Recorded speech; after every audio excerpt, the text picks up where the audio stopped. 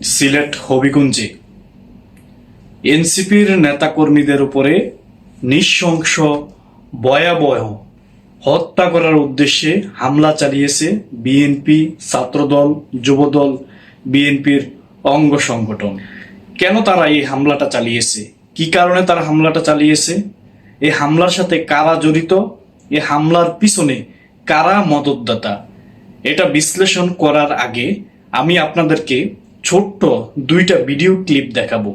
রোববার সকালে চট্টগ্রাম থেকে বিএনপি মহাসচিব মির্জা ফখরুল ইসলাম আলমগীরের নেতৃত্বে একটি দল রাঙামাটিতে ক্ষতিগ্রস্ত এলাকা পরিদর্শনের জন্য রওনা হয়। জেলা বিএনপির নেতারা অভিযোগ করেন, সকাল 10:30টার দিকে রাঙ্গুনিয়ার ইছাখালী এলাকায় একদল লোক অতর্কিতে তাদের গাড়ি বহরে লাঠিসোঁটা নিয়ে ভাঙচুর চালায়।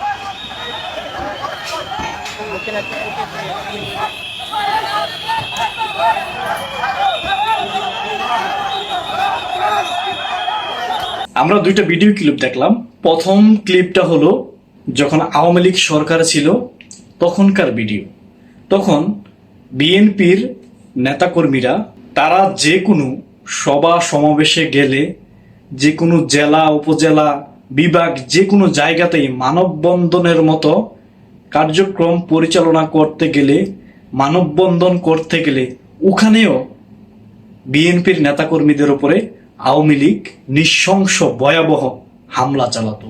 আর মির্জা ফখরুল ইসলাম আলমগীর তিনি ওই সময় কথা বলতেন, মেপে মেপে কথা বলতেন। সাধারণত আওয়ামী লীগ সরকারের জন্য হুমকি হয় এরকম কোনো কর্মসূচি মির্জা ফখরুল ইসলাম আলমগীর তিনি দিতেন না। তারপরেও কিন্তু এই মির্জা ফখরুল ইসলাম আলমগীরের উপরে, সাংবাদিক মাহমুদুর রহমান সাহেবের উপরে, মূল কথা হচ্ছে আওয়ামী লীগ সরকারের বিরুদ্ধে যে টু শব্দটুকু পর্যন্ত করত, তার উপরেই হাসিনা তার কুত্তা বাহিনীকে লেলিয়ে দিত। পুলিশ লেলিয়ে দিত, ছাত্রলীগ লেলিয়ে দিত, যুবলীগ লেলিয়ে দিত, কৃষক লীগ লেলিয়ে দিত, স্বেচ্ছাসেবক লীগ লেলিয়ে দিত। মূল কথা হচ্ছে আওয়ামী লীগের বিরুদ্ধে তখনকার যারা কথা বলতো, সামান্যটুকু টু শব্দ করত, তাদের বিরুদ্ধে হাসিনা তারা আওয়ামী সন্ত্রাসী বাহিনী লেলিয়ে দিত। আর দ্বিতীয় যে ভিডিওটা আপনারা দেখলেন, এটা হলো গত দুদিন আগে সিলেট হবিগঞ্জের ভিডিও। আওয়ামী লীগ যে কাজগুলা করত, এখন বিএনপি সেই কাজগুলা করছে। এনসিপির নেতা কর্মীরা হবিগঞ্জে একটা সভা সমাবেশ করে ফিরতেছিল, ওখানে তাদের গাড়ি আটকিয়ে তাদের উপরে সেই আওয়ামী লীগের মতোই বিএনপির অঙ্গ সংগঠন, বিএনপির নেতা কর্মীরা, ছাত্রদল, যুবদল, এরা নাসির উদ্দিন পাটোয়ারিদের উপরে হামলা চালিয়েছে। নাসির উদ্দিন পাটোয়ারি, সার্জিস আলম, এনসিপির নেতা কর্মীদেরকে তারা বেধড়ক প্রহার করেছে, বেধড়ক মার তাদেরকে মেরেছে এবং এনসিপির একজন কর্মীর চোখ পর্যন্ত তারা নষ্ট করে দিয়েছে। 5ই আগস্টের পরে এই যে আওয়ামী লীগ যে স্টাইলে বিএনপির উপরে দমন পীড়ন, নির্যাতন, জুলুম, হত্যা এগুলা চালাতো, ঠিক আওয়ামী লীগের স্টাইলেই।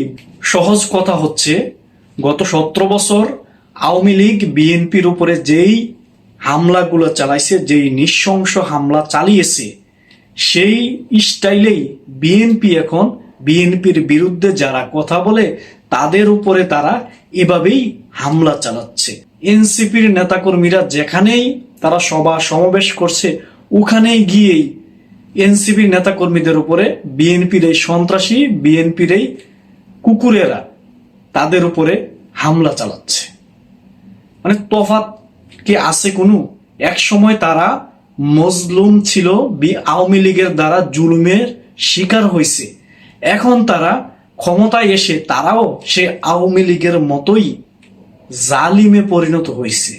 আর যে গত পরশুদিন এনসিপির নেতাকর্মীদের উপরে হামলা চালিয়েছে বিএনপির নেতাকর্মীরা, ছাত্রদল, যুবদল, বিএনপির অঙ্গ সংগঠনের সকল বাহিনী, এটা কিন্তু গতকালকের ঘটনাই না, এর আগেও কিন্তু এনসিপির নেতাকর্মীদের উপরে যশোরে তাদের উপরে হামলা চালানো হয়েছে, লালমনিরহাটে তাদের উপরে হামলা চালানো হয়েছে, চট্টগ্রামে তাদের উপরে হামলা চালানো হয়েছে।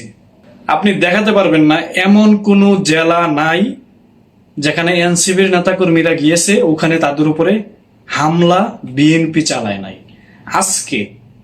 আজকে বৃহস্পতিবার আজকে সিলেটে তারা গিয়েছে, সিলেটে পর্যন্ত তাদের উপরে হামলা চালানো হয়েছে পুলিশের সামনে। এমনকি শেরপুরে তারা জামাত নেতার উপরে হামলা চালিয়ে হত্যা পর্যন্ত তারা করেছে। এই গত দুদিন আগে যশোরের এমপি গোলাম রসুল, তিনাকে পর্যন্ত বিএনপির 12টি বাহিনী আঘাত করেছে। জামাতের এমপি গোলাম রসুল, তিনার মেয়ে কোন মাদ্রাসায় গিয়ে কি ঝগড়া নাকি ঝামেলা করছে বা যাই করছে, এই বিষয়টাকে কেন্দ্র করে বিএনপির লোকেরা সুপরিকল্পিতভাবে ওই এলাকার লোকজনকে তারা উস্কানি দিয়ে এবং তারা ওই লোকগুলোর মাঝখানে ঢুকে জামাতের এমপি গোলাম রসুল সাহেবের বাড়িতে হামলা চালিয়েছে, ভাঙচুর চালাইছে এবং বিএনপির লোকেরা কিছু মহিলা পর্যন্ত ওখানে ভাড়া করে নিয়ে গেছে বোরকা পরাইয়া, হাতে হাত মোজা পরাইয়া, নেকাব পরাইয়া। ওখানে এদেরকে নেওয়া হয়েছে যে জামাত নেতার যে মেয়ে আছে ওই মেয়েকে মারার জন্য। আপনাদেরকে ছোট্ট একটা ইনফরমেশন দিই যে জামাতের এমপি গোলাম রসুল সাহেবের যে মেয়ে, তিনি একজন মানসিক অসুস্থ। তিনার অনেক চিকিৎসা করানো হয়েছে, এরপরও এটা সমাধান হয় নাই। একটা অসুস্থ ব্যক্তিকে তারা মারার জন্য ভাড়া কইরা মহিলা নিয়ে গেছে বিএনপির লোকেরা। তার পাশাপাশি ওই যে ওনার বাড়ির পাশে যে একটা কওমি মাদ্রাসা আছে, ওই মাদ্রাসার হুজুরও এই যে ওখানে যে মব তৈরি করা হয়েছে ওখানে এসে উস্কানি দিয়েছে। এই যে দেখতেছেন দুইটা ব্যক্তি, উস্কানি দিয়া ভালো জিনিস ভাই আমি তো এখানে সবাই উত্তপ্ত, এটা সেন্সিটিভ বিষয়, অভিভাবকদের বিষয়।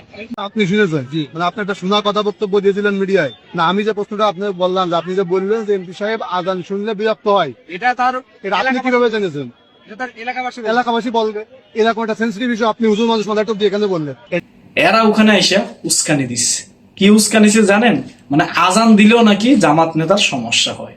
আপনি বুঝছেন, বাংলাদেশ জামাত ইসলামীর একজন এমপি, তারা এমপির বাড়ির সামনে যাইয়া এখানে যে মবটা হইছে, তারা মবটা যে করছে এমপির বাড়ির সামনে সুপরিকল্পিতভাবে, এখানে মাদ্রাসার ইমাম পর্যন্ত জড়িত, শিক্ষক পর্যন্ত জড়িত, বিএনপির নেতাকর্মীরা তো আছেই, এবং বিএনপি কিছু মহিলা ভাড়া করে নিয়ে গেছে ওখানে।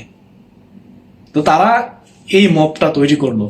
আগে আওয়ামী লীগ বিএনপির সাথে যা করত, এখন বিএনপি বিরোধী দল বা বিরোধী মতাদর্শ, তাদের বিরুদ্ধে যারা কথা বলে তাদের বিরুদ্ধে একই কাজ করছে।